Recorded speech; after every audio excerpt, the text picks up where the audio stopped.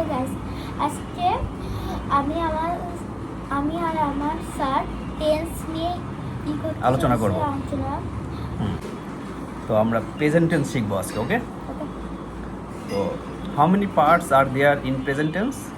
There are four parts. 4 parts, right? Yes. What are they? সেগুলো কি বলো? They are present indefinite, হ্যাঁ, present indefinite. present continuous, present perfect continuous. Okay, তো আমি বাংলা বাক্য বলবো এবং তুমি ওই বাংলা বাক্যটা কোন টেন্সে আছে সেটা ট্রান্সলেট করে বলবা, ওকে? Okay. ওকে, আমি কাজটি করি। আমি কাজটা করি। I do the work. I do the work. But আমি- এটা কোনো টেন্সের তো বলতো? অবভিয়াসলি এটা প্রেজেন্ট, সিম্পল প্রেজেন্টে পড়েছে, রাইট? আমি কাজটি করি, এটা কি আমার অভ্যাস, কাজটি আমি করি। তো অভ্যাসগত হলে প্রেজেন্ট ইনডিফিনাইট হয় অথবা সিম্পল প্রেজেন্ট হয়, রাইট? Yes. তাহলে আমি কাজটি করছি মানে করতেছি কাজটি। I am doing the work. I am doing the work. যদি বর্তমানে কোনো কিছু চলমান হয় তাহলে কি হবে? তাই সেটা কন্টিনিউয়াস। কন্টিনিউয়াস হবে, রাইট? তাহলে আমি কাজটি করছি, I am doing the work.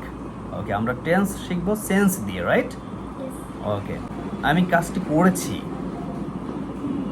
I have done the work. I have done the work, right? আমি কাজটি করেছি, I have done the work. Very good.